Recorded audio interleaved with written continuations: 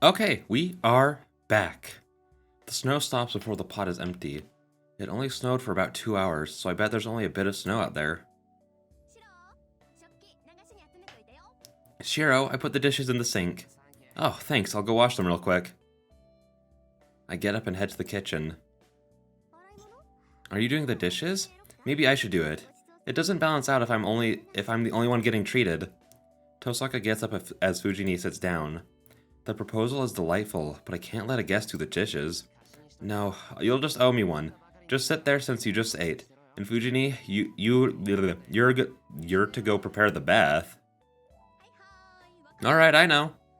Fujini is obedient, maybe because she's full now.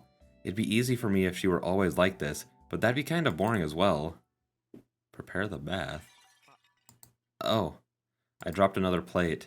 It's been 20 minutes since I started doing the dishes. This is the second plate I've dropped on the floor. How long does it take you to do the dishes? I guess it's from dinner and lunch, but I guess that makes more sense. I can't excuse myself saying that it's because my left hand is numb.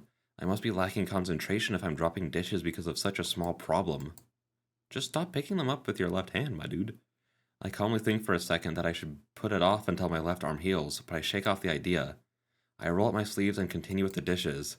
I can only accept it if it's some outside factor, but I can't accept an internal factor causing it. There's no way I can't win against myself. So I can't admit defeat. As a result, I recklessly increase the damage.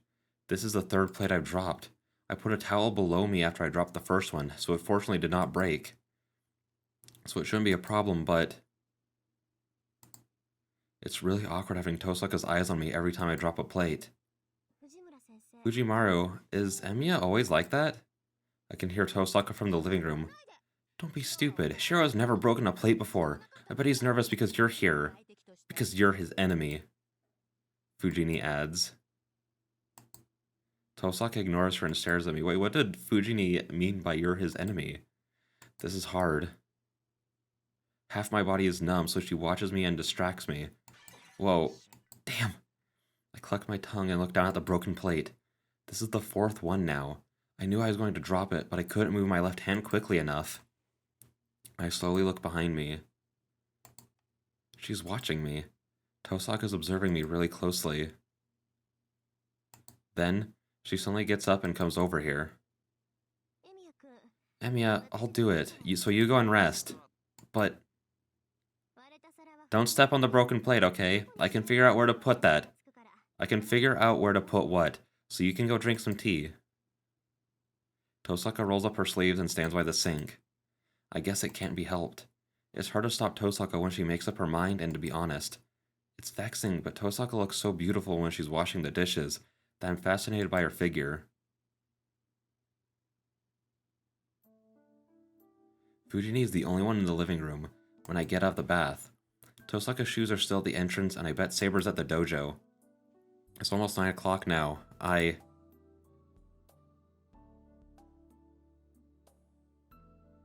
Mandarin, what? I just very quickly read them all in my head, and then I just, like, in my mind, I just naturally read just Mandarin, and then had, like, my entire brain just paused, being like, what the freak is this thing talking about? Anyways, I'm going to do a little savity save here. And I'm gonna go talk to Tosaka. The problem is Tosaka. It's getting late, so I have to get her to go home. Fujini, do you know where Tosaka is? I think Tosaka went out into the yard. She asked me what was over there in the corner. Corner of the yard? Does she mean the shed? Or why does she have any business there?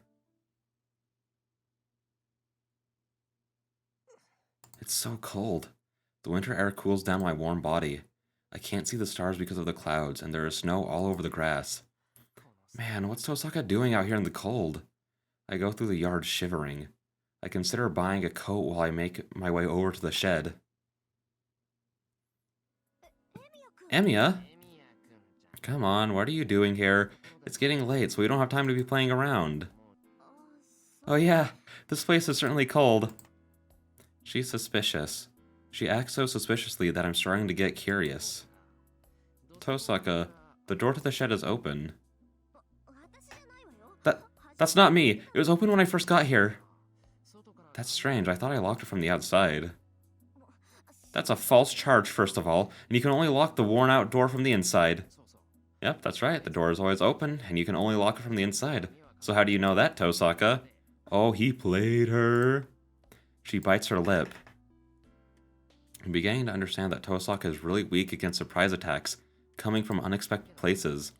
I don't care, there isn't anything in there, right? That's my training place, but all I do there is practice my strengthening magic. It isn't like child's play for...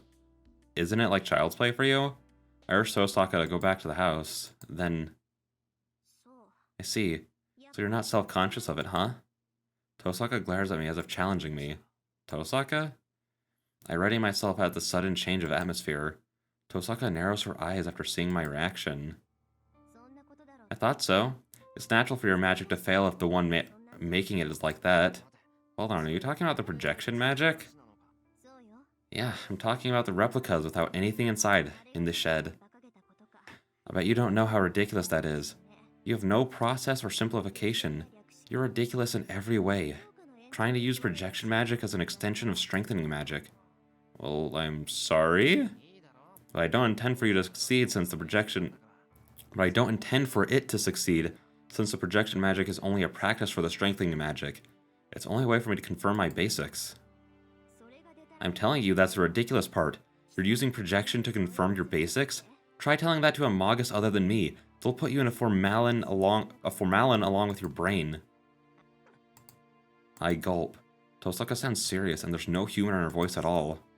I'm sorry, Tosaka, but I don't quite get what you're trying to say.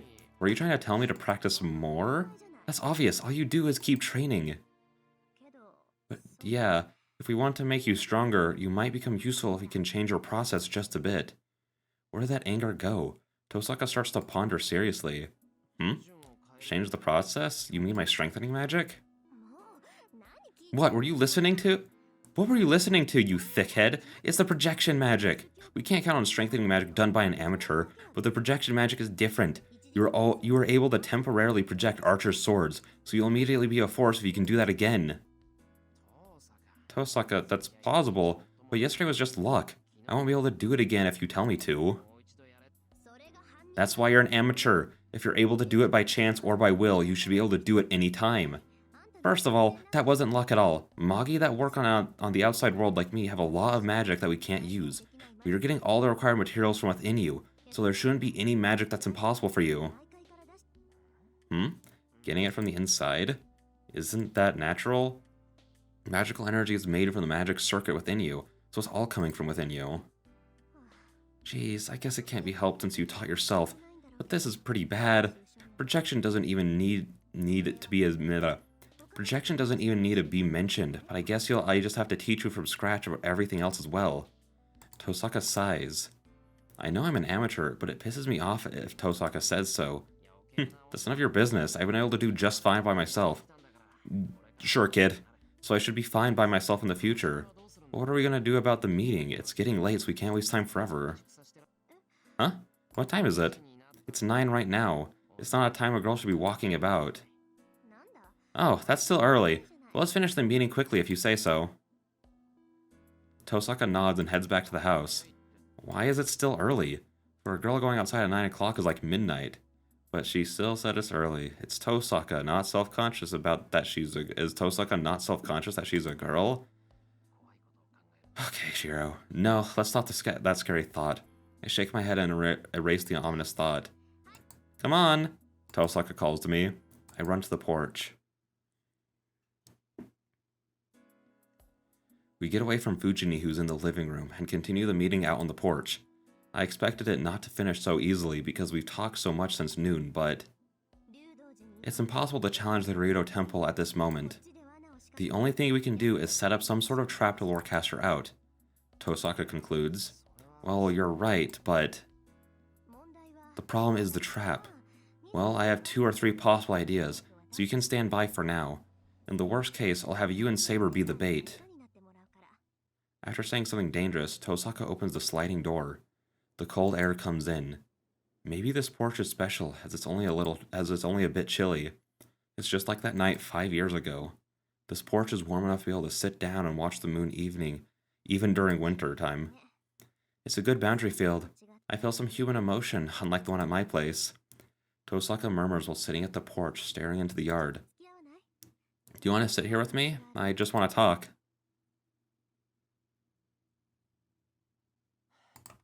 I sit next to her silently.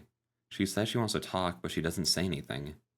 I can't do anything else, so I stare at the yard absent-mindedly. I can't see the moon.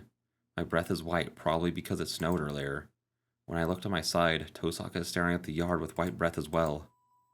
I can touch her shoulder if I move a bit. I'm not disturbed by that fact. Is it because I'm getting used to it, or because of the winter night? Tosaka is so close to me, but I feel so calm. So, what do you want to talk about, Tosaka? I ask her, feeling that she's waiting for that question. Well, this place is a bit special. I just thought that you might be fine as you are right now. Oh, do you mean I'm good enough as an amateur? Not exactly, but maybe so. I don't know what kind of Magus Emiya Kiritsugu was, but this place is really natural. It's very open, even though this is the workshop of a Magus. All the doors are open, free for anyone to come in and leave. It's probably not bounded by anything because there's no knowledge here to protect. I think that's what your dad meant by telling you to become a magic user and not a Magus. You have nothing but in its place. You can go anywhere. Okay, it took my brain a second to be like, what the freak is that sentence? But it makes sense. What? You're not like that? No, my place is different. My mansion is called a haunted house, and it really is. It rejects anybody that comes in, yet it doesn't release anyone that comes in. Wait, hang on, I definitely need to... It rejects anybody that comes, yet it doesn't release anyone that comes in. Okay. I sometimes think it's wrong, but it's not something I can change. It's not like it's cursed, but it's just that I like how it is. I was chosen as the successor, probably because of my personality, but I was pretty shocked when I realized it. Is that when you realize you're a bully? You're not one to mince words, huh? Really? I thought I was being indirect, just like you. Geez, I'm telling you that's direct. She sighs and hangs her head.